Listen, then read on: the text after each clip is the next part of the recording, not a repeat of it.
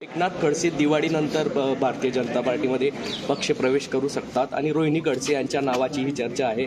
महायुतीमध्ये येण्यासाठी काही रोहिणी खडसे यांना तुम्ही काही आव्हान करणार का? नाही, आपल्याला कोणाला आव्हान करायची गरज नाही, कारण की मला एक प्रश्न पडलाय की ते त्यांच्या घरामध्ये कोण कुठल्या पक्षात आहे हे मला अजून कळालेलं नाही। आपल्या माध्यमातून आपण सविस्तर जर माहिती दिली तर आम्ही निश्चितपणाने तो प्रयत्न करू, पण कुठं कोण जाणार आहे आणि कुठं कोणाला विधान परिषद मिळाली, कोणाचा प्रचार लोकसभेला कसा केला आहे, असं सगळं फार मोठा गोंधळ आहे। तो जर थोडासा क्लिअर झाला महाराष्ट्रासमोर तर आपल्याला त्याचा पुढचा मुख्यमंत्री पदावरून रस्सीखेच रंगलेली आहे।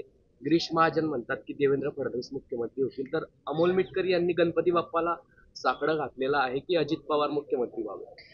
प्रत्येक कार्यकर्ता काम करत असताना तो त्याच्या नेत्याचा एक आदर्श घेऊन राजकारणात आलेला असतो। तो सामाजिक कार्य करतो, राजकीय काम करत असतो आणि प्रत्येक कार्यकर्त्याला वाटतं की त्याचा नेता मोठा व्हावा।